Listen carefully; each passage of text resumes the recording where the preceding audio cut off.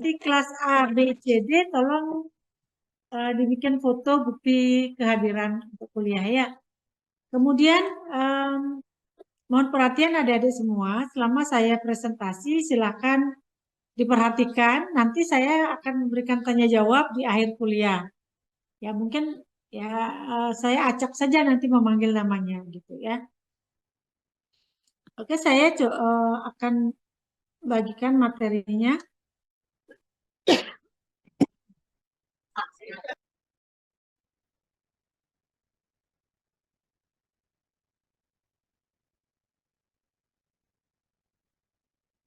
Ya, apakah materi saya udah bisa dilihat ya?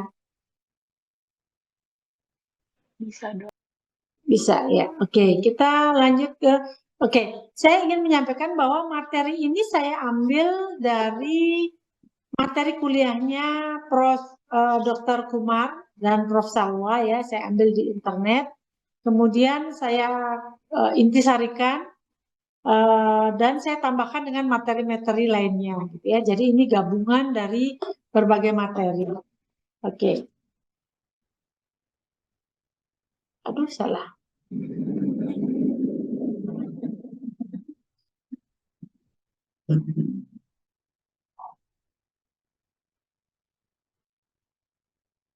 Sebentar ya, ada salah.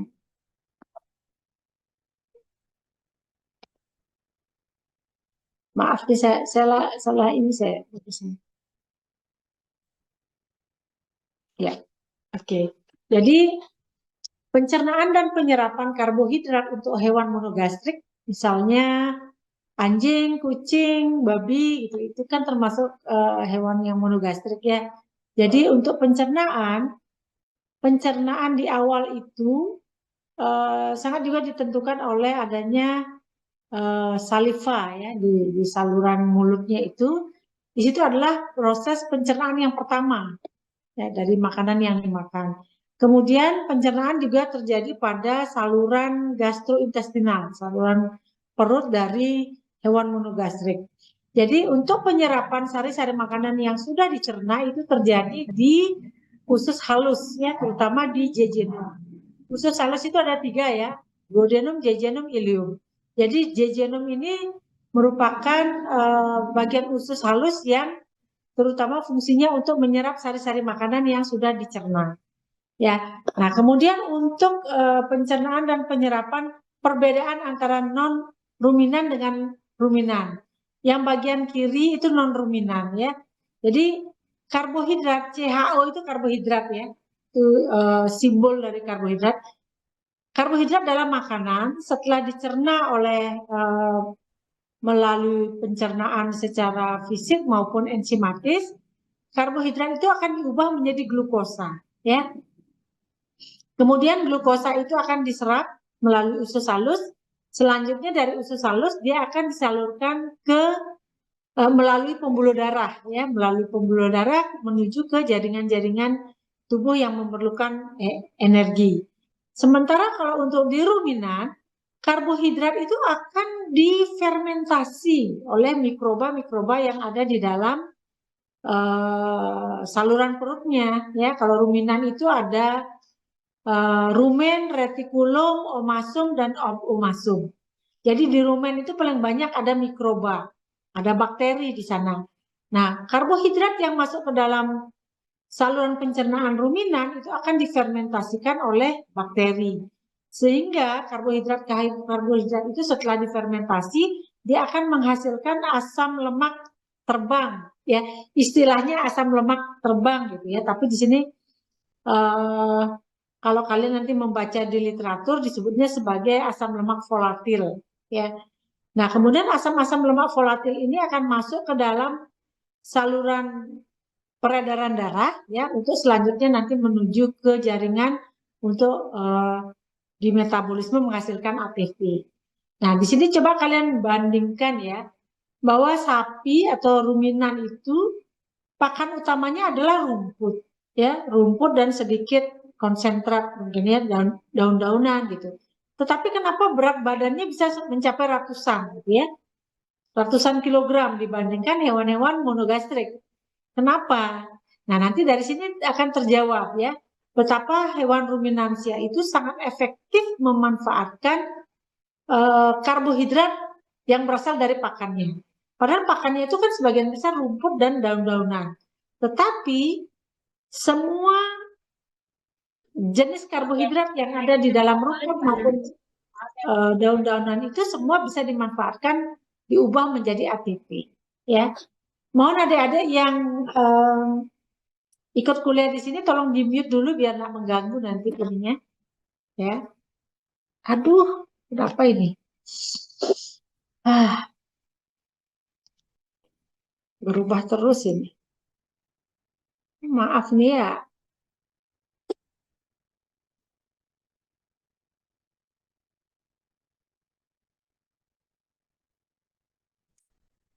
Maaf ya adik-adik, ini laptop saya masih ngadat-ngadatan ini. Ya, oke. Nah ini adalah contoh saluran pencernaan pada hewan monogastrik. Contohnya babi. Ya, kalau di babi ada lambung, kemudian duodenum. Ya, selanjutnya ada small intestine, di sana ada jejunum dan ileum, cecum dan selanjutnya. Kemudian ini pada contoh yang di sebelah kanan adalah pada burung ya. Burung itu ciri khasnya dia punya crop, punya tembolok gitu ya.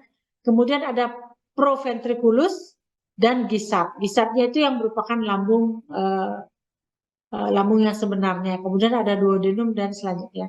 Kemudian pada hewan ruminansia, di sini contohnya pada kuda ya, kuda atau sapi ini ya. Jadi ada esophagus, ada ini pada kuda ya. Jadi dari mulut ada esophagus, kemudian ada lambung, small intestine, cecum dan usus besar ya, ini pada kuda. Nah, ini adalah enzim-enzim yang ada di saluran pencernaan, sumbernya beserta substratnya. Jadi enzim di saluran pencernaan ya akan bekerja efektif kalau dia ketemu dengan substratnya. Misalnya ya saya contohkan alfa amilase. Ini adalah enzim amilase yang ada di rongga mulut. Jadi saliva itu mengandung enzim yang disebut sebagai alfa amilase. Itu ada di dalam saliva. Ada juga di dalam cairan pankreas. Nah, alfa amilase ini akan bekerja efektif kalau dia bertemu dengan starch, dengan tepung-tepungan, dengan glikogen, dengan dextrin. Baru dia akan bisa mencerna karbohidrat ini menjadi partikel-partikel yang lebih kecil, yaitu glukosa. Ya. Kemudian ada enzim alfa glukosidase atau maltase. Ya, ini enzim ini ada di usus halus. Dia bekerja kalau bertemu dengan substratnya maltose. Maltose ini merupakan bagian dari karbohidrat, ya. Nah, begitu juga dengan enzim-enzim lainnya. Dia akan bekerja kalau dia bertemu dengan substratnya. Jadi kalau alfa glukosidase bertemu dengan dextrin, dia nggak akan bekerja ya karena bukan substratnya. Begitu juga dengan fructofuranosidase atau sukrase ya. Tidak akan bekerja efektif kalau dia ketemu dengan laktose ya. Jadi dia harus bertemu dengan sukrose baru dia mau bekerja memecah karbohidrat itu menjadi partikel-partikel yang lebih kecil. Nah, bagaimana dengan pencernaan dan penyerapan karbohidrat pada hewan ruminansia? Coba kalian lihat sistem pencernaan di ruminansia. Ada mulut, esofagus, rumen, retikulum, omasum, dan abomasum. Ya, jadi masing-masing bagian lambung dari sapi, dari rumensia itu mempunyai fungsinya masing-masing ya. Jadi jenis mikroba dari masing-masing tipe lambung itu juga berbeda-beda.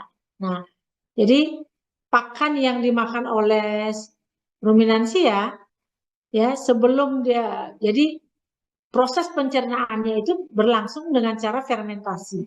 Ya, dari proses fermentasi itulah menghasilkan berbagai bahan baku yang nantinya semuanya itu bisa diubah menjadi ATP. Makanya kenapa kalau di ruminansia bahkan selulosa pun bisa diubah menjadi ATP. Sementara kalau pada hewan-hewan monogastrik termasuk manusia, kalau kita memakan sayur-sayuran gitu ya, sebenarnya yang bisa kita manfaatkan adalah vitamin dan mineralnya saja. Sementara karbohidrat dari sayur-sayuran itu berupa selulosa, berupa pektin, hemiselulosa. Itu kalau di manusia dan hewan monogastrik tidak bisa dimanfaatkan. Jadi serat itu terbuang menjadi ampas dari feses. Sementara kalau pada hewan ruminansia, selulosa, pektin, hemiselulosa itu semua bisa diubah menjadi ATP. Makanya kenapa ruminansia itu pakannya rumput tetapi berat badannya bisa mencapai ratusan kilogram. Ya, jadi betapa efisiensinya dia memanfaatkan yang ada dalam rumput itu sebagai sumber ATP. Nah, ini adalah bagaimana karbohidrat yang ada di dalam rumput atau daun-daunan pakan dari ruminansia itu diubah menjadi pirufat ya. Jadi selulosa ya, selulosa, pektin, hemiselulosa, pentosan itu selanjutnya nanti bisa diubah menjadi pirufat. Ya, jadi kalian ingat pirufat itu kalian bisa lihat pada proses glikolisis. Glikolisis itu perubahan glukosa menjadi pirufat. Ya, kalau di ternak ruminansia, selulosa itu bisa diubah menjadi pirufat. Begitu juga dengan tepung-tepungan. Tepung-tepungan bisa diubah menjadi maltose, isomaltose, menjadi glukosa, selanjutnya mengalami glikolisis, dia diubah menjadi pirufat. Jadi betapa efisiennya ruminansia memanfaatkan karbohidrat menjadi sumber ATP ya. Jadi ujung-ujungnya itu semua pakan daun-daunan dan rumput itu diubah menjadi pirufat ya. Nah, pirufat itu gimana? Selanjutnya pirufat itu akan diubah menjadi asetat, butirat dan propionat. Nah, ketiga jenis molekul ini semuanya bisa diubah menjadi ATP ya. Sementara kalau pada hewan monogastrik dia tidak menghasilkan butirat maupun propionat ya, asetat juga tidak dihasilkan gitu ya, karena kita karena di dalam tubuh hewan monogastrik maupun manusia di dalam saluran pencernaannya tidak memiliki enzim-enzim yang dapat memecah selulosa gitu ya. Jadi tubuh kita juga tidak memiliki bakteri yang mampu untuk memecah selulosa gitu ya, beda dengan ruminansia. Oke, kita lanjut ke metabolisme karbohidrat. Ada 3 hal penting yang harus kita ingat dalam metabolisme karbohidrat. Pertama, bahwa glukosa itu digunakan sebagai sumber energi utama ya untuk menghasilkan ATP. Jadi kebutuhan ATP dari suatu organisme itu terutama didapat dari glukosa. Makanya kenapa metabolisme karbohidrat ini sangat penting ya. Kemudian dari metabolisme karbohidrat ya seperti yang sudah saya sering sampaikan bahwa kelebihan makanan yang kita makan nantinya akan disimpan dalam bentuk glikogen ya. Nah, glikogen ini biasanya disimpan di hati dan di otot rangka ya. Nah, kemudian kelebihan karbohidrat gitu ya, kelebihan karbohidrat di dalam tubuh setelah dimetabolisme. Jadi cadangan kelebihan karbohidrat itu selain disimpan dalam bentuk glikogen, dia juga disimpan dalam bentuk trigliserida. Jadi disimpan dalam bentuk lemak. Makanya kenapa saya dulu sempat bikin slogan ya, apapun makanannya kalau berlebih dia akan disimpan dalam bentuk trigliserida atau lemak ya. Entah kalian makan karbohidrat, lemak, protein, kalau berlebih itu semuanya akan disimpan dalam bentuk trigliserida yang disimpan di jaringan adiposa dalam bentuk lemak ya. Nah, ini untuk mengingat kembali jalur glikolisis ya. Glikolisis itu adalah perubahan glukosa menjadi pirufat. Ya, kalian lihat jalurnya, jalur-jalur utamanya saja yang coba perlu kalian ingat ya. Misalnya Glukosa pertama-tama dia akan diaktifkan ya dengan cara fosforilasi. Jadi glukosa ini ditambahkan dengan 1 molekul fosfat gitu ya, sehingga dia berubah menjadi glukosa 6-fosfat. Nah, di sini menggunakan ATP. Jadi satu ATP dipakai. Jadi dari adenosin trifosfat ATP, karena digunakan 1 atom fosfornya, dia akan berubah menjadi ADP, adenosin difosfat. Molekul fosfatnya masih 2 ya, karena digunakan 1 untuk fosforilasi glukosa menjadi glukosa 6-fosfat. Kemudian glukosa 6-fosfat diubah menjadi fruktosa 6-fosfat. Selanjutnya diubah lagi menjadi fruktosa 1,6-fosfat. Nah, fruktosa 1,6-fosfat akan diubah menjadi gliseraldehid 3-fosfat. Ya, diubah menjadi gliseraldehid 3-fosfat dan dihidroksiaseton fosfat. Namun, dihidroksiaseton fosfat ini selanjutnya akan diubah kembali menjadi gliseraldehid 3-fosfat, gitu ya. Nah, selanjutnya gliseraldehid 3-fosfat akan diubah menjadi 3 fosfogliserat, 2 fosfogliserat, fosfoenol pirufat, dan akhirnya menjadi pirufat, gitu ya. Nah, ini jalur-jalur glikolisis di mana perubahan glukosa diubah menjadi pirufat, ya, untuk mengingat kembali. Nah, setelah pirufat, ya, jadi sambungan yang tadi ya. Jadi pirufat ini selanjutnya gimana? Ya. Nah, pirufat ini selanjutnya, oke. Sebelumnya proses glikolisis ini terjadinya di sitoplasma ya. Nah, kemudian setelah glukosa diubah menjadi pirufat, pirufat ini akan masuk ke dalam siklus asam sitrat atau TCA cycle. Sama juga namanya dengan siklus Krebs, ya. Nah, jadi pirufat yang sudah terbentuk di sitoplasma, dia akan masuk ke dalam mitokondria. Ya, jadi siklus Krebs ini terjadi di dalam mitokondria. Pirufat itu selanjutnya akan diubah menjadi asetil koenzim A. Ya. Nah, asetil koenzim A itu selanjutnya akan berikatan dengan oksaloasetat. Ya. Jadi asetil koenzim A berikatan dengan oksaloasetat, dengan bantuan enzim sitrat sintetase dia akan diubah menjadi sitrat. Ya. Selanjutnya sitrat diubah menjadi isositrat, kemudian isositrat diubah menjadi alfa ketoglutarat, alfa ketoglutarat diubah menjadi suksinil koenzim alfa ketoglutarat, kemudian akan diubah menjadi suksinat, suksinat diubah menjadi fumarat, fumarat diubah menjadi malat, selanjutnya malat kembali diubah menjadi oksaloasetat. Nah, tetapi dari proses siklus Krebs ini akan dihasilkan hasil akhirnya adalah CO2, H2O, dan ATP. Ya. Nah, sebelum menjadi ATP, jadi siklus Krebs itu lanjutannya adalah pentosa fosfat pathway. Dari jalur pentosa fosfat pathway inilah nantinya dihasilkan ATP, CO2, dan H2O. Ya. Nah, ini ringkasannya. Bahwa glukosa, galaktosa, fruktosa, glikogen, asam propionat, asam butirat, dan asam asetat ini merupakan sumber energi ya di dalam tubuh hewan monogastrik maupun hewan ruminan. Ya. Acetic acid. Oke, silakan di-mute dulu. Silakan di-mute dulu. Kalau ada bertanya, silakan bertanya. Ya. Nah, oke. Jadi saya ingin menyampaikan jumlah ATP yang dihasilkan dari oksidasi 1 molekul glukosa.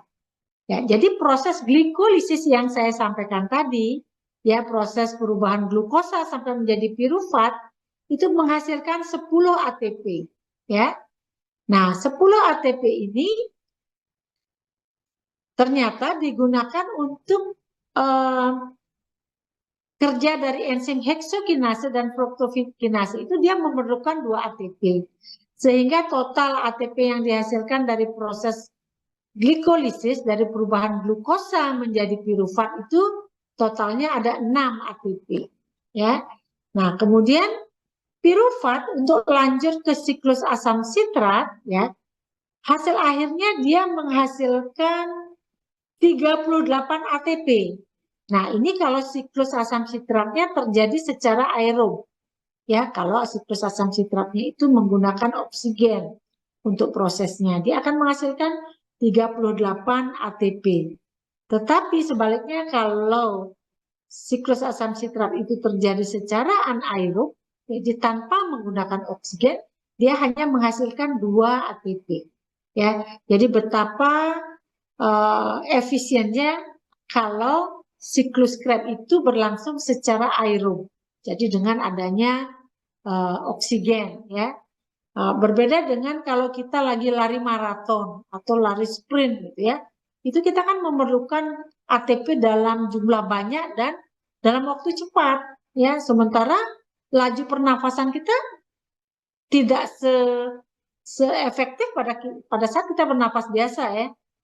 Kalian coba bayangkan ketika kalian lari sprint, laju nafas kalian pasti pendek, ya, pendek dan cepat. Jadi jumlah oksigen yang masuk itu tidak sebanyak kalau kita bernafas panjang dan perlahan, gitu ya. Makanya kenapa glikolisis yang terjadi adalah glikolisis anaerob, gitu ya. Di situ hanya dihasilkan 2 ATP, gitu ya. Oke. Nah, ini kita lanjut bagaimana dengan metabolisme glikogen. Glikogen ini bisa kita merupakan cadangan karbohidrat yang disimpan di hati dan di sel-sel otot, ya. Nah, kalau tubuh memerlukan ATP, ya, sementara cadangan glukosa darah kita sudah drop, gitu ya. Misalnya kita dalam kondisi puasa, jadi gula darah di glukosa di pembuluh darah itu sudah drop, ya, konsentrasinya. Oleh karena itu tubuh akan merombak glikogen, gitu ya. Jadi glikogen dirombak. Jadi glikogen dengan bantuan glikogen fosforilase dia akan diubah menjadi glukosa 1-fosfat. Selanjutnya dengan bantuan enzim fosfoglukomutase dia akan diubah menjadi glukosa 6-fosfat. Nah, selanjutnya glukosa 6-fosfat ini diubah menjadi glukosa.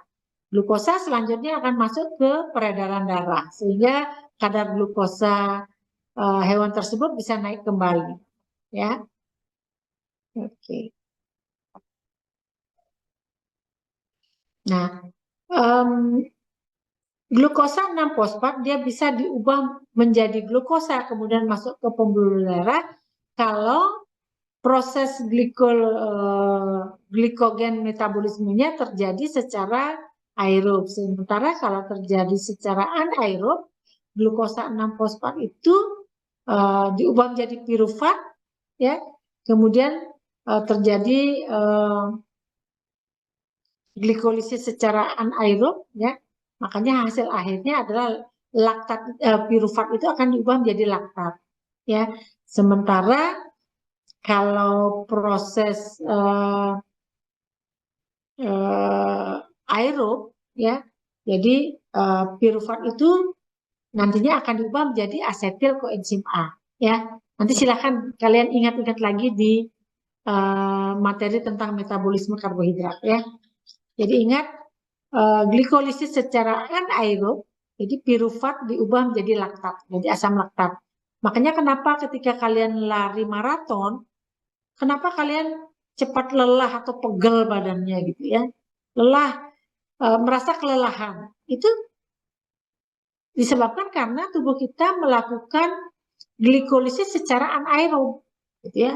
Karena pada saat kalian lari maraton, jumlah oksigen yang masuk ke dalam tubuh itu berkurang, sehingga untuk menghasilkan ATP dilakukanlah glikolisis secara anaerob. Nah, sementara glikolisis secara anaerob itu hasil akhirnya adalah asam laktat. Nah, asam laktat yang terakumulasi di dalam sel-sel otot inilah yang menyebabkan kalian merasa pegel, gitu ya, merasa kelelahan. Nah, asam laktat pengaruhnya pada sel-sel otot itu adalah dia akan menurunkan pH di dalam jaringan. Makanya kenapa kalian merasa lelah, merasa pegel-pegel, gitu ya. Nah, jalan keluarnya gimana untuk menghilangkan pegel-pegel dan kelelahan? Caranya adalah kalian istirahat dengan cara menarik nafas dalam-dalam sehingga jumlah oksigen yang kalian hirup itu banyak. untuk selanjutnya nanti terjadi glikolisis secara aerob, ya, untuk menghasilkan asetil koenzim A. Nah, untuk hewan ruminansia, ya, seperti yang saya sampaikan tadi bahwa selulosa, hemiselulosa, pektin itu bisa diubah menjadi propionat, butirat, asam asetat, gitu ya.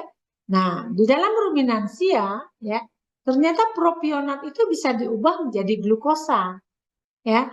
Nah, kita lihat dari paling bawah. Jadi fermentasi oleh bakteri di dalam rumen, ya, menyebabkan karbohidrat yang ada di rumput dan dedaunan itu difermentasi menjadi propionat.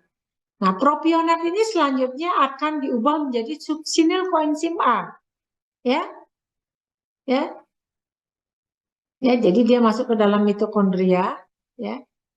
Jadi setelah masuk ke dalam sel, ya, dia akan diubah menjadi suksinil koenzim A. Suksinil koenzim A ini selanjutnya diubah menjadi oksaloasetat. Oksaloasetat kemudian dia akan berikatan dengan asetil koenzim A. Ya, ingat siklus Krebs ya, seperti yang saya sampaikan tadi. Oksaloasetat berikatan dengan asetil koenzim A, dia akan diubah menjadi sitrat. Sitrat selanjutnya akan keluar, ya, keluar dari mitokondria, ya. Sitrat akan keluar dari mitokondria, kemudian oksaloasetatnya akan diubah menjadi malat, ya. Jadi asetil koenzim A berikatan dengan oksaloasetat, kemudian dia diubah menjadi sitrat. Sitratnya kemudian berpindah menuju ke sitoplasma. Sitrat selanjutnya dia akan diubah menjadi oksaloasetat, ya, dengan adanya aktivitas ATP dan enzim sitrat liase, ya. Jadi sitrat diubah menjadi oksaloasetat. Selanjutnya oksaloasetat diubah menjadi fosfoenol pirufat, ya. Selanjutnya fosfoenol pirufat ini melalui proses gluconeogenesis dia akan diubah menjadi glukosa. Begitu ya. Nah, ada jalur lainnya lagi ya. Jadi oksaloasetat juga bisa diubah menjadi malat. Selanjutnya malat diubah menjadi pirufat. Pirufat diubah menjadi fosfoenol pirufat dan selanjutnya diubah menjadi glukosa. Nah, begitulah efisiensinya ruminan ya dalam mengubah karbohidrat dalam rumput menjadi glukosa. Ya. Nah, kemudian kelebihan propionat gitu ya. Kelebihan propionat ini ternyata selanjutnya ya bisa diubah menjadi asam lemak, fatty acid ya. Jadi aktivitas fermentasi dari rumen gitu ya. Jadi karbohidrat dalam pakan itu bisa diubah menjadi asetat. Ya, asetat diubah menjadi asetil koenzim A, asetil koenzim A diubah menjadi malonil dan malonil koenzim A ini diubah menjadi asam lemak. Untuk selanjutnya dia akan disimpan di jaringan adiposa. Nah, begitu cara hewan ruminansia memanfaatkan karbohidrat di dalam tubuhnya ya, jadi sangat efisien. Kalau kelebihan dia akan disimpan dalam bentuk lemak. Kalau dia diperlukan dia akan diubah menjadi glukosa, gitu ya. Terus selanjutnya glukosa diubah menjadi ATP, gitu.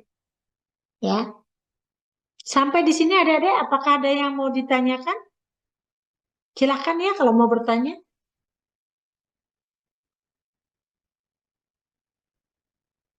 Nah, ini adalah sambungan tadi ya.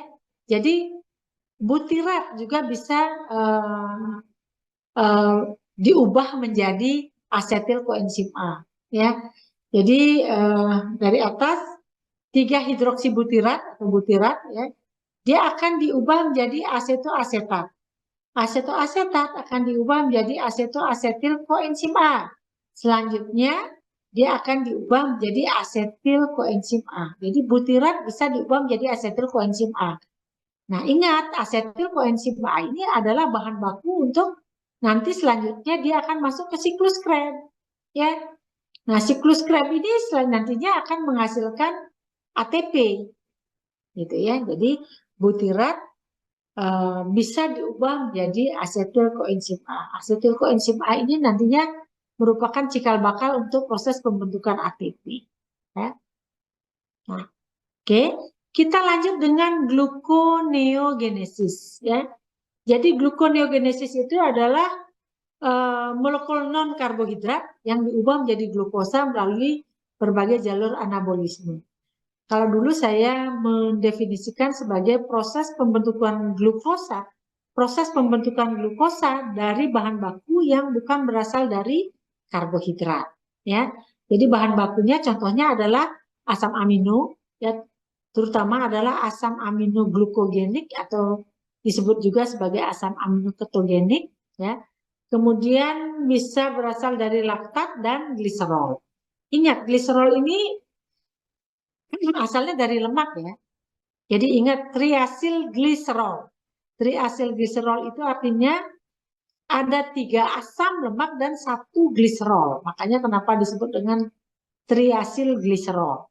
Nah, ingat, gliserolnya itu nantinya bisa diubah ya melalui gluconeogenesis untuk diubah menjadi glukosa.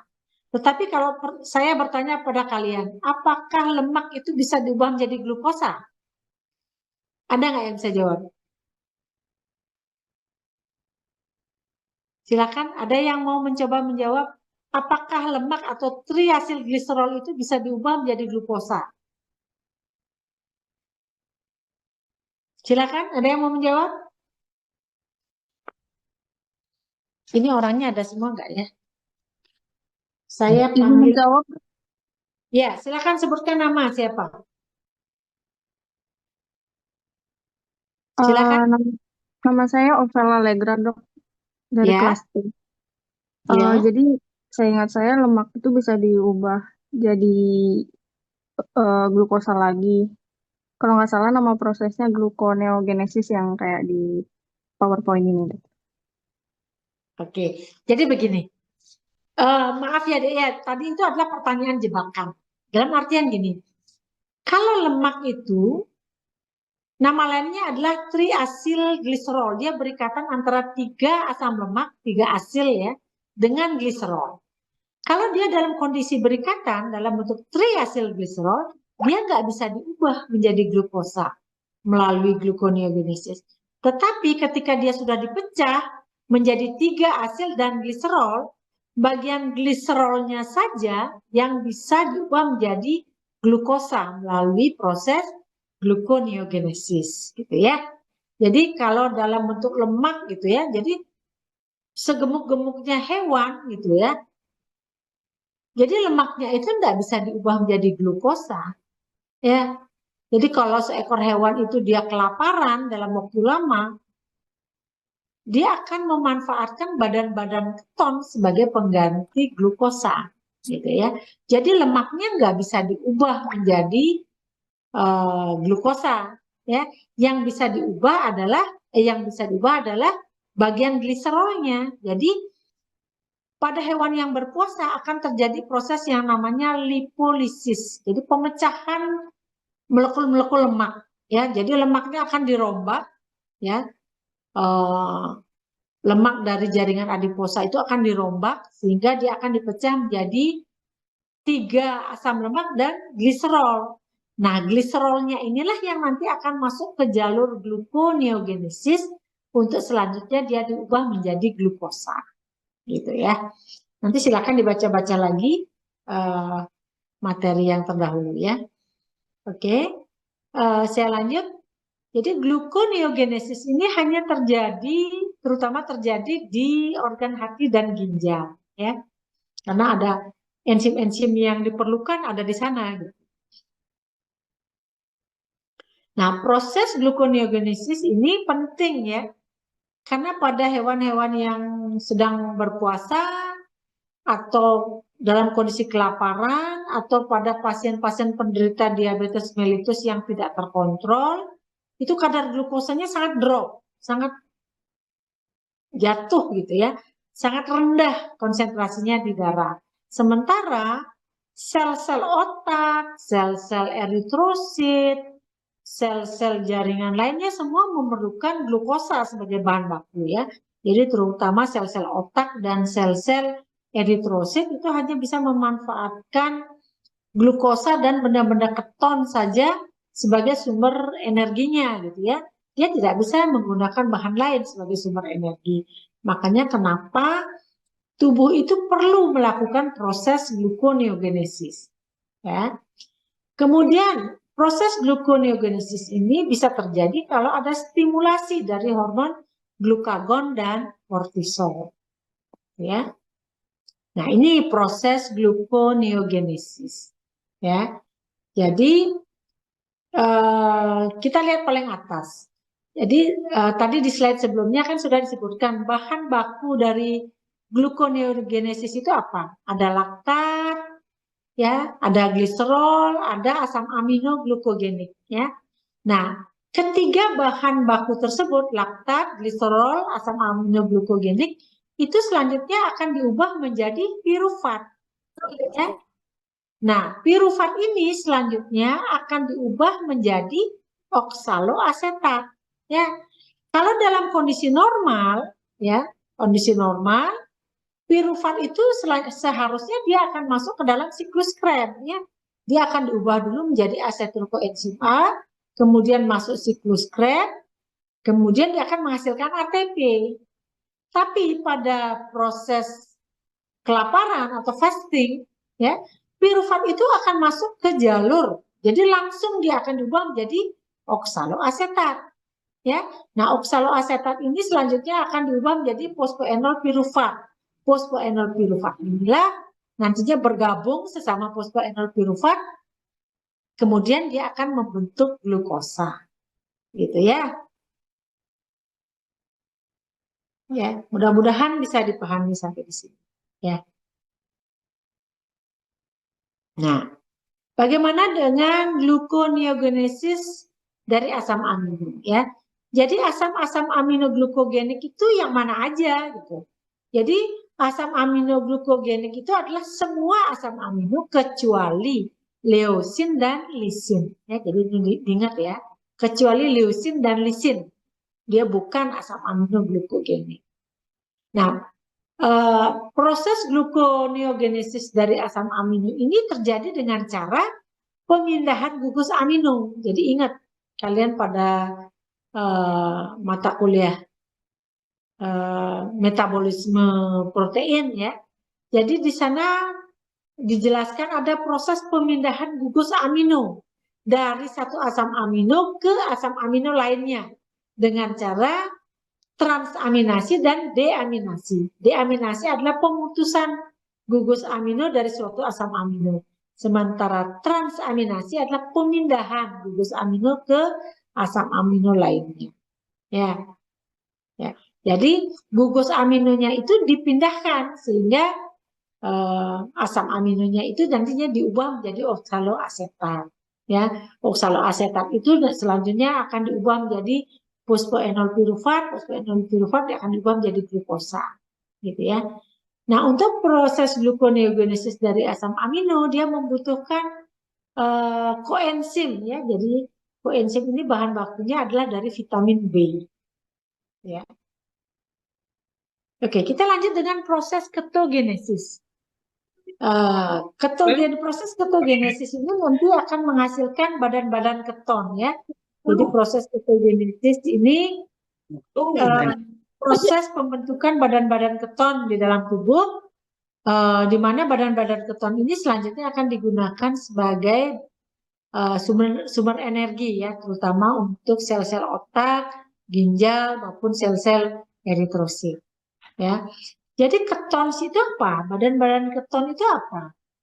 Ya, jadi keton itu adalah molekul organik yang digunakan sebagai sumber energi selama fase puasa, kelaparan, atau diet rendah karbo pada pasien DM yang tidak terkontrol. Jadi prosesnya disebut dengan ketogenesis. Jadi jalur metabolik yang digunakan untuk menghasilkan keton, ya, disebut ketogenesis.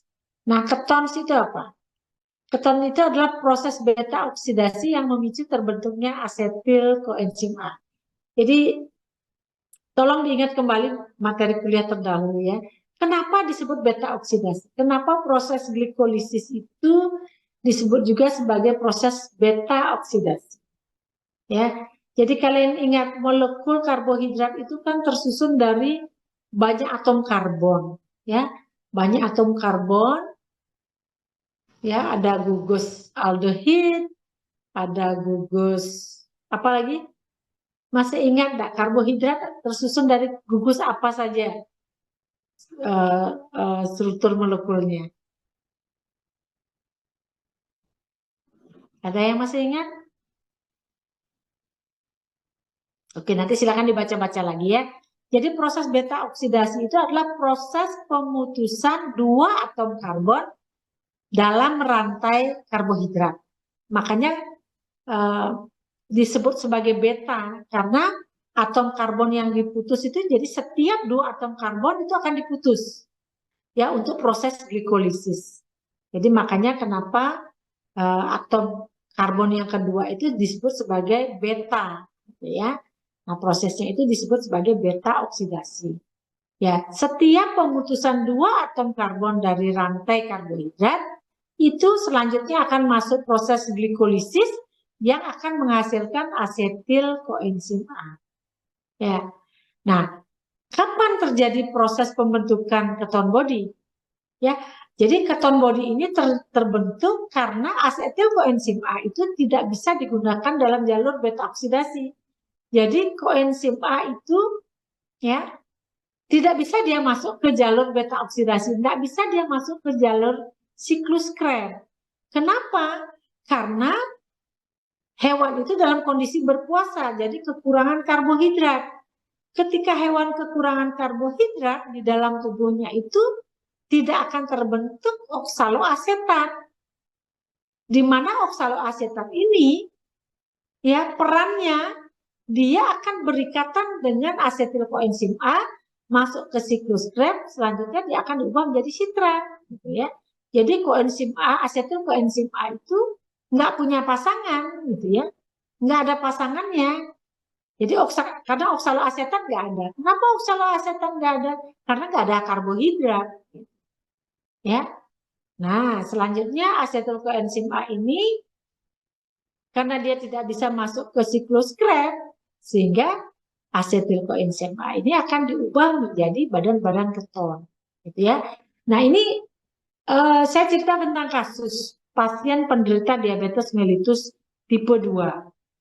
Nah, pasien DM tipe 2 ini dia tidak bisa memanfaatkan glukosa, ya. Jadi glukosa itu tidak bisa masuk ke dalam sel, ya karena nggak ada hormon insulin atau sel-selnya mengalami resistensi terhadap insulin sehingga glukosa tidak bisa masuk ke dalam sel. Ya, nah karena glukosa tidak bisa masuk ke dalam sel, makanya tubuh untuk memenuhi kebutuhan kalori dia akan memecah lemak. Lemak, ya, triasilgliserol dipecah, hasil akhirnya adalah asetil koenzim A. Kalau orang itu dalam kondisi normal, asetil koenzim A itu harusnya berikatan dengan oksaloasetat, terus masuk ke siklus Krebs, terus akan menghasilkan ATP, gitu kan?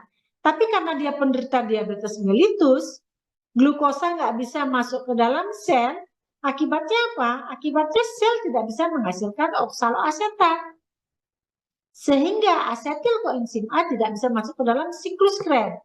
Tetapi asetil koenzim A diubah menjadi badan-badan keton, gitu ya. Makanya kenapa penderita diabetes ya aroma nafasnya itu sering berbau keton. Kalian bisa bayangkan aroma keton itu aroma manis seperti aseton. Kalian masih sering nggak pakai penghapus kutek di kuku itu kan pakai aseton. Nah bau-baunya seperti itu. Jadi napas orang penderita diabetes yang tidak terkontrol ya, jadi tidak terapi dengan insulin, umumnya di dalam tubuhnya itu terbentuk banyak badan-badan keton. Nah, badan-badan keton atau benda-benda keton ini kan sifatnya volatil, sifatnya menguap. Jadi benda-benda keton yang dihasilkan oleh sel kemudian akan masuk ke peredaran darah, dari peredaran darah masuk ke paru-paru. Nah, dari paru-paru badan-badan keton ini akan menguap gitu ya. Sehingga aroma nafas orang penderita diabetes berbau benda-benda keton ini. Ya, ini aplikasi di lapangan gitu. Kenapa penderita diabetes di dalam tubuhnya banyak mengandung badan-badan keton. Nah, ini proses ketogenesis. Oh ya, silakan, Dek, silakan. Ya, silakan. Kalau misalnya penderita diabetes begitu kan dia berarti memanfaatkan hanya keton dan keton itu kan asam. Apakah Ya, bisa menjadi keracunan keton, Dok? yes, ya. Ini prosesnya. Jadi badan-badan keton itu selanjutnya ya dari sel dia akan dibawa ke darah. Sementara benda-benda keton ini sifatnya asam. Ya, makanya penderita diabetes yang tidak terkontrol ketika badan-badan ketonnya itu tinggi jumlahnya di darah, dia akan mengalami namanya ketosis. Ketosis itu adalah tingginya badan-badan keton di dalam darah. Akibatnya apa? Akibatnya orang itu bisa kolaps. Kolaps, nggak sadarkan diri. Kalau itu tidak diterapi, dia bisa sampai meninggal. Makanya kenapa kalau penderita diabetes gitu ya, disarankan untuk selalu membawa bekal permen, ya permen yang manis gitu ya, yang kandungan glukosanya tinggi. Jadi ketika tubuhnya kekurangan glukosa gitu ya, dia bisa makan permen, tetapi dia harus pakai insulin gitu. Kalau nggak pakai insulin nggak bisa juga masuk. Nah, makanya kenapa ketosis ini banyak terjadi pada penderita diabetes yang tidak terkontrol. Artinya penderita diabetes yang nggak mau berobat, nggak mau pakai insulin, ya. Jadi kematian sering terjadi pada penderita yang nggak tidak menggunakan insulin untuk terapi, gitu ya. Sementara kalau misalnya pasien tersebut udah dalam kondisi tidak sadarkan diri gitu ya, kemudian dibawa ke UGD gitu misalnya. Nah, seharusnya yang mengantar pasien ini misalnya keluarga terdekat. Kalau dia tahu bahwa ini pasiennya menderita diabetes, dia harus sampaikan ke dokter ya di UGD. Dokter di UGD dia akan langsung ngecek kadar gula darah dan kadar benda-benda keton. Kalau diketahui, biasanya dari bau nafasnya aja diketahuan nih, ini orang mengalami ketosis. Nah, terapi tercepatnya apa? Terapi tercepatnya adalah infus glukosa. Ya, infus glukosa ya. Jadi disertai juga dengan terapi insulin. Biasanya terapi ini cepat gitu ya, cepat bisa memperbaiki kondisi pasien, gitu ya. Oke, bisa menjawab pertanyaannya, Dek? Bisa dipahami jawaban saya? Bisa, Dokter. Terima kasih. Ya, kita lanjut dengan proses ketogenesis, ya. Jadi proses ketogenesis, ya. Pada saat kelaparan atau dalam kondisi starvation atau fasting, starvation, penderita DM yang tidak terkontrol, jadi tubuhnya itu tidak bisa memanfaatkan glukosa sebagai sumber energi. Ya, jadi jalan keluarnya adalah tubuh akan merombak lemak, ya. Jadi lemak akan diubah menjadi asam lemak. Jadi, kalian lihat nomor 1. Lemak diubah menjadi asam lemak, kemudian dia akan dioksidasi menjadi asetil koenzim A melalui proses beta oksidasi. Ya, begitu juga dengan asam-asam amino glukogenik. Ya, jadi asam amino glukogenik nama lainnya sama juga ya, asam amino ketogenik. Ya, nah asam-asam amino glukogenik ini juga akan dioksidasi, diubah menjadi asetil koenzim A. Ya, kalau asam amino, kalau asam lemak dia diubah melalui proses beta oksidasi. Sementara kalau asam amino dia diubah menjadi asetil koenzim A melalui proses transaminasi dan deaminasi. Ya. Nah, selanjutnya asetil koenzim A yang terbentuk dari asam lemak dan asam amino akan diubah menjadi badan-badan keton, gitu ya. Akan diubah menjadi badan-badan keton. Oke, sebelum diubah menjadi badan keton, ya, pada proses pada kondisi lapar atau fasting, ya, tentunya kadar glukosa di dalam darahnya itu rendah, ya. Ketika kadar glukosa dalam darah itu rendah, otomatis proses glikolisis itu juga rendah. Bahkan tidak terjadi proses glikolisis.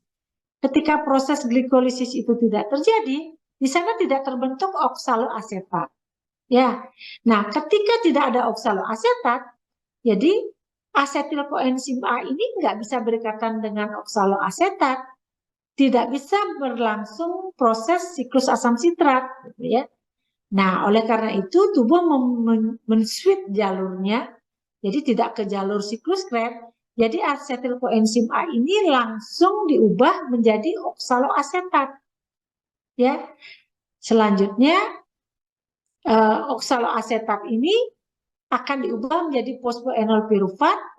Fosfoenol pirufat bergabung sesama fosfoenol pirufat melalui proses gluconeogenesis, dia akan diubah menjadi glukosa. Itu jalur satu dari asetil koenzim A.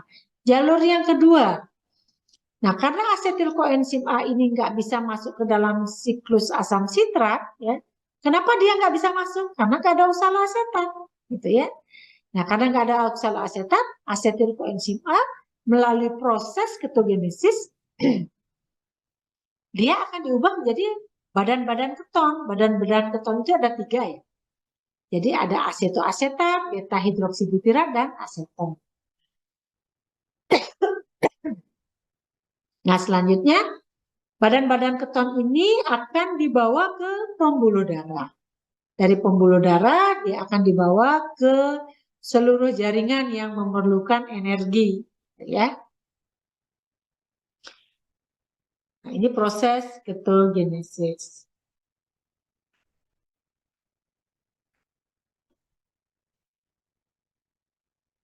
Nah, bagaimana proses pembentukan badan-badan keton ini?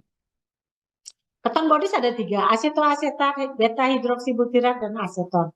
Nah, proses pembentukan badan-badan keton ini bermula dari banyaknya tumpukan asetil koenzim A di dalam sitoplasma.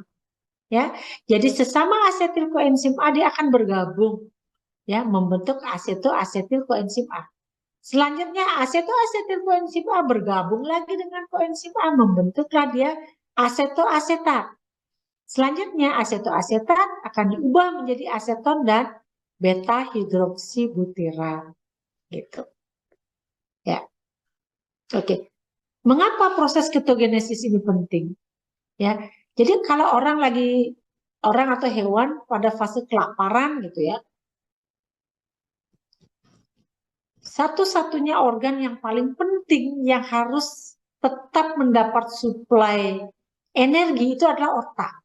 Ya, kalau enggak dia bisa kolaps tuh, ya.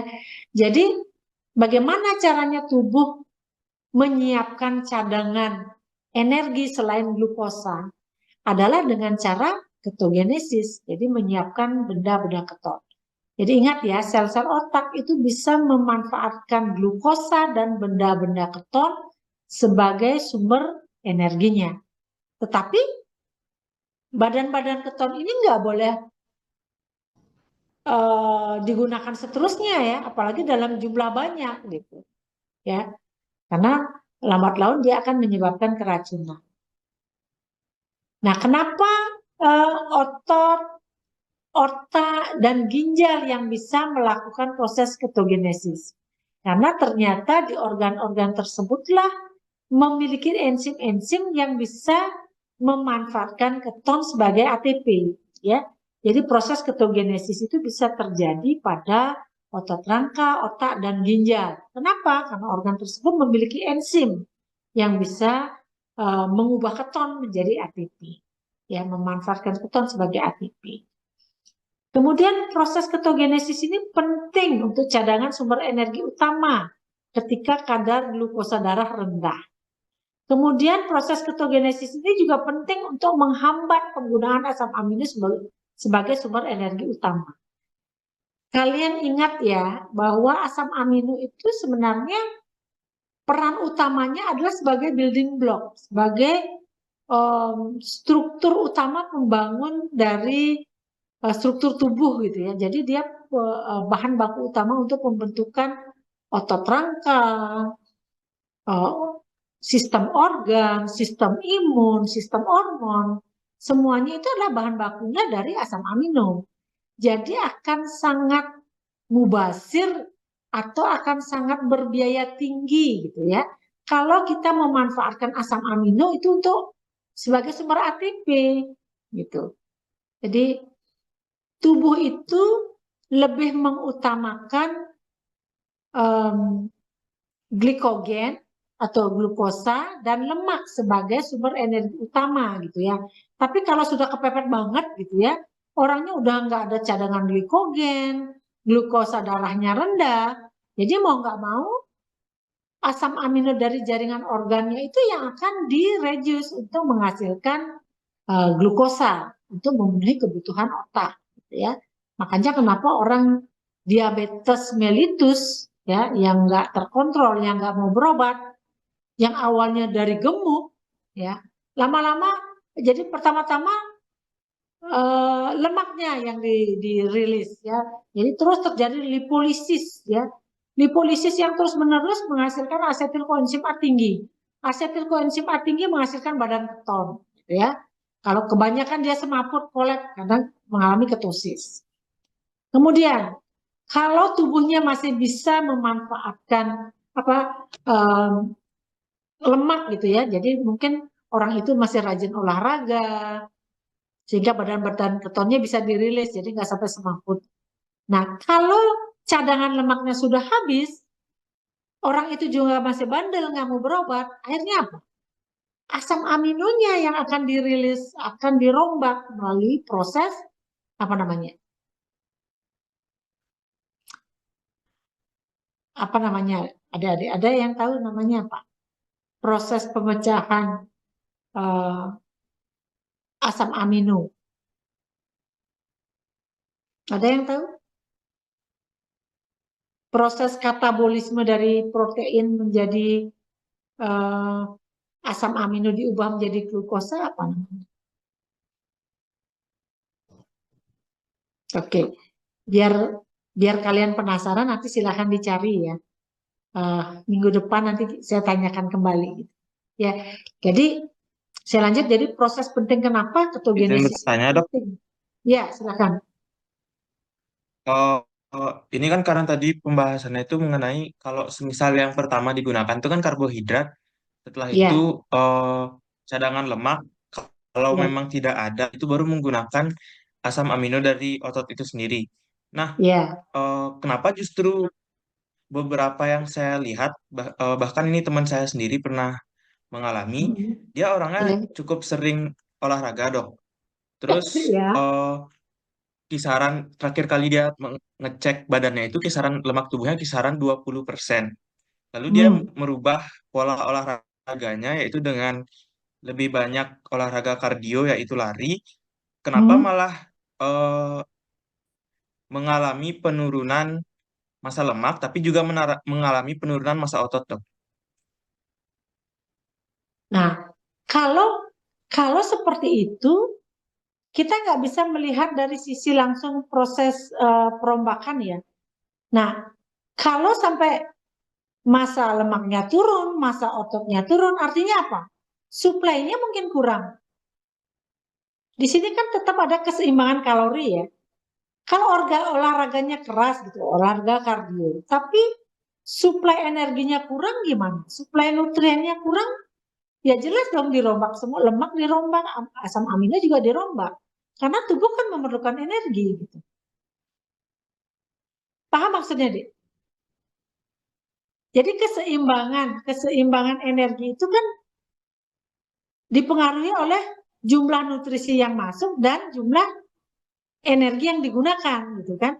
Kalau energi yang digunakannya itu tinggi, sementara nutrien yang masuk itu rendah, ya otomatis cadangan yang ada di dalam tubuh itu yang akan dirombak untuk memenuhi kebutuhan energinya, kan?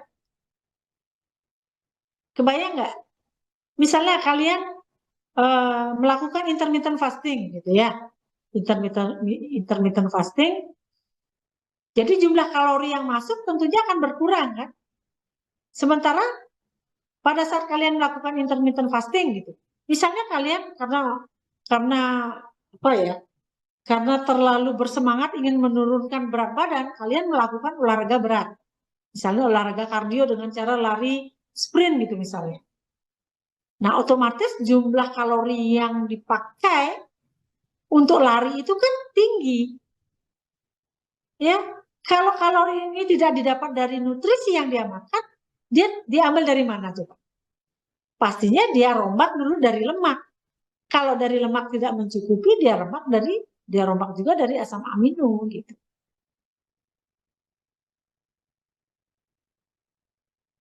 Bisa dipahami deh maksudnya. Atau mungkin saya kurang memahami poin pertanyaannya deh gitu. Cukup bisa dipahami dok, cuman masih ada beberapa yang eh, Heeh. kurang agak Hmm. kurang menurut saya agak masih jadi pertanyaan untuk saya sendiri.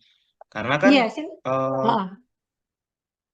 pemecahan notabene notabene olahraganya itu secara bisa bisa kita katakan bahwa olahraganya itu anaerob karena dia cukup intensitasnya cukup tinggi sehingga Hmm. pemecahan yang dilakukan itu adalah pemecahan anaerob dan lemak gitu kalau nggak salah dok. Tapi Iya. kenapa justru ada penyusutan otot itu? Apakah karena itu memang salah satu bentuk adaptasi dari tubuh menyesuaikan karena dia lebih banyak lari sehingga tubuh dibuat lebih ringan atau sebenarnya itu bagaimana? Itu yang masih cukup jadi pertanyaan bagi saya. Namun penjelasan dokter Heeh. tadi sudah cukup jelas Heeh. bagi saya juga dok. Terima kasih. Nah, saya coba ingin ini juga ya, sedikit menjawab gitu. Eh, Kadang gini ya, kalau seseorang yang sudah terbiasa melakukan olahraga intensif gitu ya, memang kelihatan tubuhnya lebih ramping gitu ya, tetapi belum tentu loh massa ototnya lebih rendah. Bisa saja berat badannya dia lebih berat karena massa ototnya itu lebih banyak dibandingkan sebelum dia olahraga gitu. Jadi bagaimana dia bisa menyatakan bahwa orang itu massa ototnya berkurang? Izin Jadi dok, soalnya dia ya, melakukan eh, penimbangan pakai alat 8 elektroda gitu atau gimana gitu dok. Oh itu ya, ya, dijelasin ya, sama temennya cerita. Jadi dia ya, melakukan kayak penimbangan tersebut dan eh, Hmm. menggunakan alat itu dia dapat data berapa lemak Ya, tubuh dan berapa massa ototnya dia dok. Seperti itu dok. hmm. Ya. Cuman anehnya gitu ya. eh, Kenapa lemak turun, massa ototnya juga turun? Gitu kan? Itu pertanyaannya deh ya. Iya dok, seperti itu dok. Nah, lemaknya turun, massa ototnya juga turun. Pertama jawaban saya dari nutrien. Balancing antara nutrisi yang masuk dengan kalori yang dia gunakan. Itu mungkin negatif kesetimbangannya ya. Artinya nutrisi yang dia makan eh, lebih sedikit dari kalori yang dia gunakan, gitu ya. Kemudian kalau dari ukuran massa otot itu em, sebentar, em, berarti berat badannya juga turun ya, Dek ya? Iya dok, ada penurunan berat badan juga. Berat badannya juga turun. Em,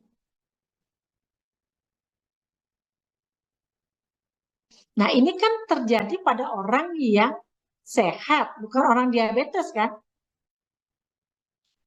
Iya dok, pada orang Nah, yang oke. sehat dan tidak diabetes. Oke, ya. Yang saya ceritakan tadi sampai lipidnya habis itu ada pada orang yang diabetes. Kalau pada orang yang normal, tubuh itu sudah mengatur kesetimbangan dia.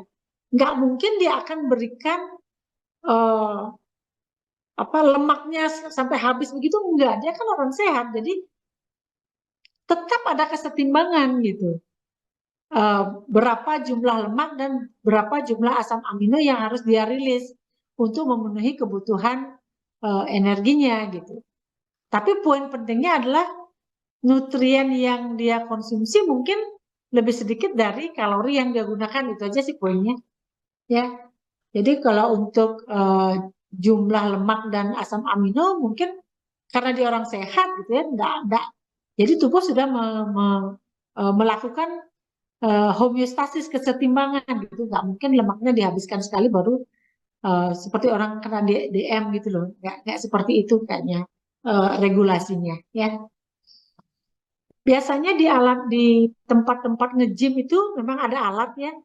Biasanya sebelum kita melakukan program dicek dulu berapa kadar lemak, kadar air, kadar otot gitu ya. Massa ototnya itu kan itu. Jadi massa otot itu bisa dicek dengan besarnya dan beratnya gitu ya. Biasanya orang sesudah nge-gym itu massa ototnya itu lebih massa ototnya itu lebih besar dan lebih banyak gitu biasanya ya. Orang sesudah nge-gym itu. Tetapi massa lemaknya yang menurun gitu biasanya. Ototnya yang bertambah ya, bertambah besar dan bertambah banyak, dan lemaknya yang menurun. Itu biasanya kalau orang nge-gym. Nah ini saya nggak paham nih kenapa mungkin jenis nutrisi yang dia makan tuh saya nggak tahu gimana. Oke, ya mungkin itu dulu ya jawaban dari saya. Nah kita lanjut. Apa yang terjadi jika produksi keton itu melebihi dari yang dibutuhkan? Pertama, seperti pertanyaan mahasiswa yang tadi ya. Pertama terjadi ketosis, yaitu tingginya kadar keton di darah. Nah ini biasanya terjadi pada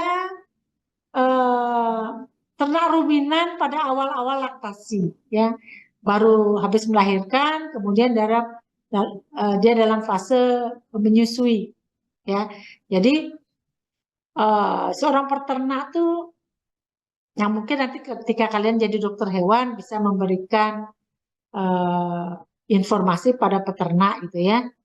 Kalau hewannya baru habis melahirkan, dia harus diberikan pakan yang berimbang, dalam artian jumlah karbohidrat yang diperlukan itu lebih tinggi dibandingkan pada saat dia tidak dalam fase bunting maupun fase sesudah melahirkan, ya. Karena kenapa? Karena cadangan karbohidrat dalam tubuhnya itu banyak dimanfaatkan untuk produksi susu, gitu. Jadi jumlah karbohidrat dalam tubuhnya itu banyak digunakan untuk produksi susu gitu ya. Makanya kenapa ketika dia sehabis melahirkan kan ambingnya besar tuh. Jadi fokus karbohidrat itu untuk produksi susu. Nah, untuk keseimbangan energi di dalam tubuhnya dia kekurangan karbohidrat, kekurangan glukosa. Nah, apa akibatnya kekurangan glukosa? Sudah saya jelaskan di awal. Jadi oksaloasetat itu tidak terbentuk. Ketika oksaloasetat tidak terbentuk, asetil koenzim A nggak ada pasangannya. Ya, akibatnya apa? Akibatnya asetil koenzim A itu akan diubah menjadi badan-badan keton. Nah, kalau badan keton itu tinggi jumlahnya dalam darah, terjadilah ketosis, gitu ya.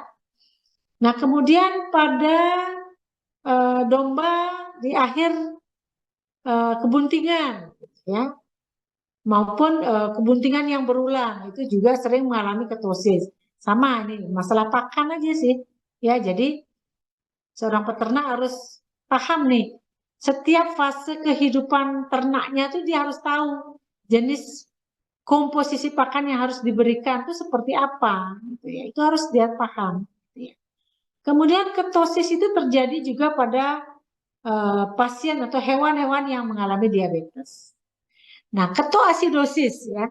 Jadi orang-orang yang mengalami atau hewan yang mengalami ketosis sering disebut sebagai ketoasidosis karena tingginya kadar keton di dalam darah menyebabkan darah itu pH-nya jadi turun, jadi asam, gitu ya. Makanya disebut sebagai ketoasidosis. Ya, tingginya kadar keton.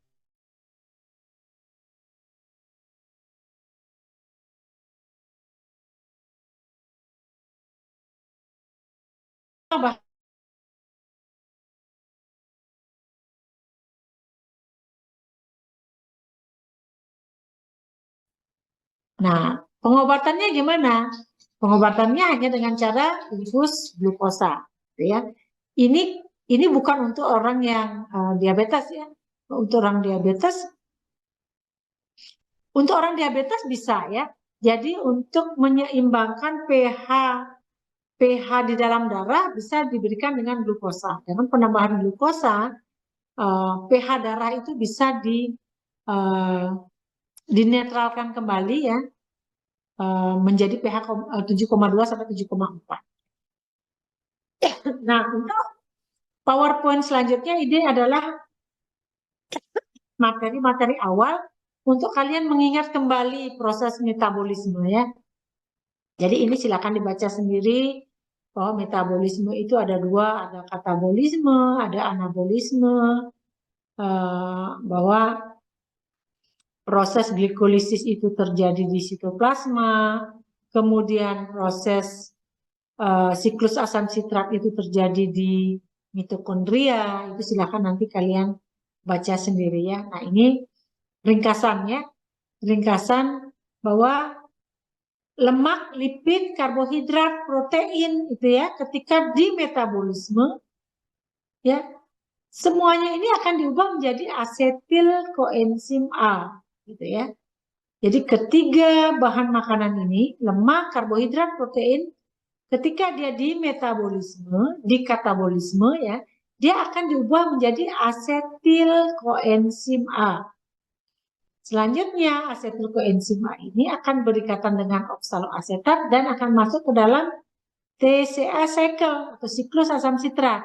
Selanjutnya dia akan di dalam melalui siklus asam sitrat ini melalui sistem pentosat fosfat pathway dia akan menghasilkan ATP. Gitu ya. Jadi ini proses metabolisme bahan pakan nutrien. Nah, bagaimana turnover? Turnover dari ATP di dalam tubuh. Bagaimana ATP itu digunakan, bagaimana ATP itu dihasilkan. Yes. Jadi sumber penghasil ATP utama itu adalah di mitokondria melalui proses asam sitrat. Kemudian ATP akan digunakan oleh berbagai aktivitas untuk gerak, kontraksi, sitokines, endositosis dan sebagainya.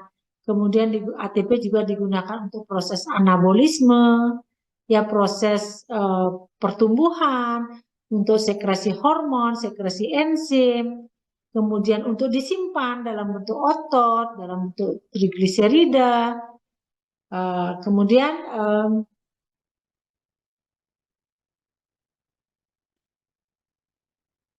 ya. Selain untuk proses anabolisme, ATP juga digunakan untuk berbagai proses katabolisme. Jadi untuk proses perombakan bahan makan, untuk proses perombakan bahan makanan juga memerlukan ATP ya. Diingat kembali tadi proses glikolisis untuk mengaktifkan glukosa ya. Jadi glukosa itu harus diposforilasi, ditambahkan dengan satu molekul fosfor yang didapat dari ATP, dari adenosin trifosfat, diambil satu fosfornya, dia akan berubah menjadi adenosin difosfat. Jadi proses glikolisis, proses glukosa diubah menjadi glukosa 6-fosfat, dia memerlukan satu ATP, memerlukan satu fosfor. Di situ membuktikan bahwa untuk katabolisme juga memerlukan ATP. Ya, silakan lagi dibaca-baca. Nah, ini proses siklus Krebs di dalam mitokondria. Ya, jadi apapun makanannya, asam lemak, karbohidrat, protein, diubah menjadi molekul yang lebih kecil, kemudian di katabolisme, selanjutnya masuk siklus Krebs. Nah, dari siklus Krebs ini nanti akhirnya dihasilkan CO2, H2O, dan ATP. Ya, ini pendahuluan-pendahuluan.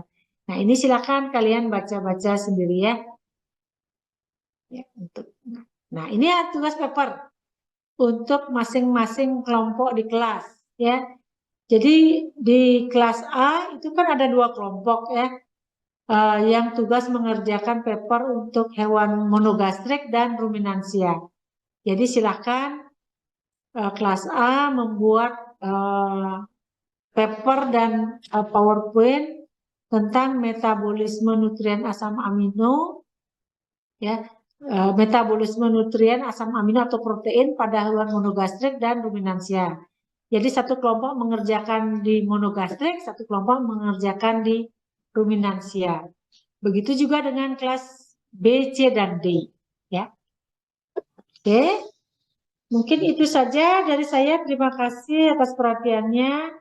Semoga materi kuliah ini bermanfaat untuk kalian semua. Ya. Oke. Jadi silakan. Waduh, kok hilang nih? Kok hilang ya? Hilang ya. Sebentar, mana dia? Hilang dari. Salah colek.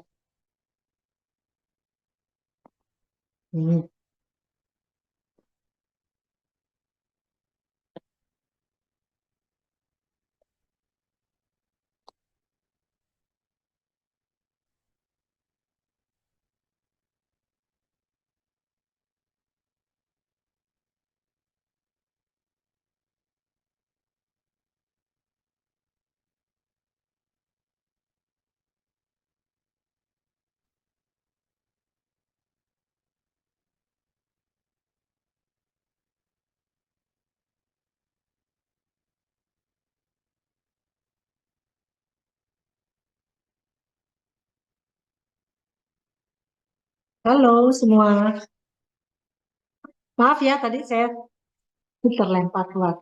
Silakan buka kamera, Adik-adik.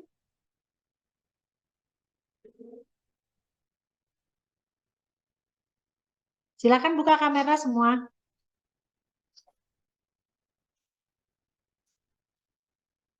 Ya. Oke, dari materi yang saya presentasikan tadi, apakah ada yang mau bertanya?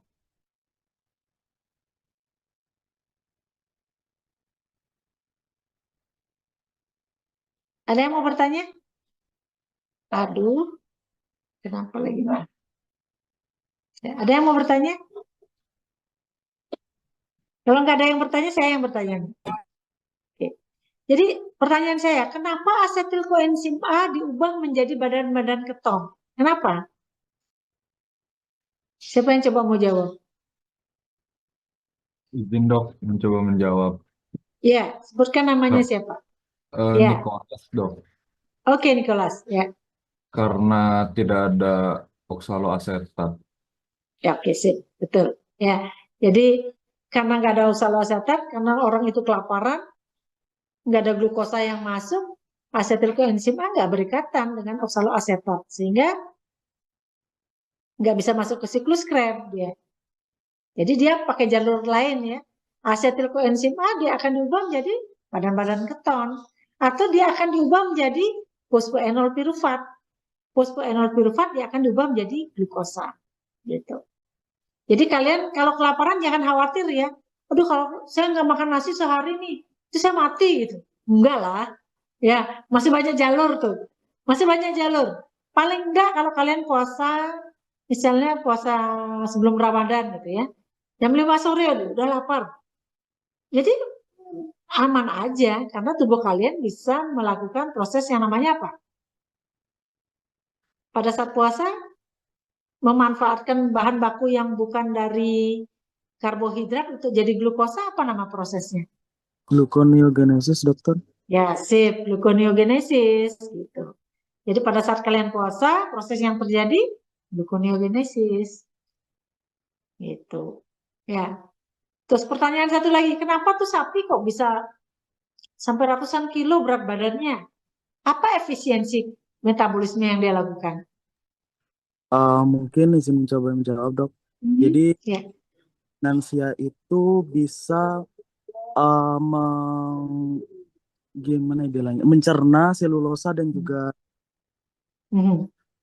sebentar. Ya, mencerna karbohidrat atau selulosa yang bisa dirubah menjadi ATP. Kan untuk Ya. listrik itu tidak bisa karena tidak memiliki beberapa enzim yang untuk mengubahnya, gitu, dok. Ya, ya, oke, sip, betul ya jawabannya. Oke, jadi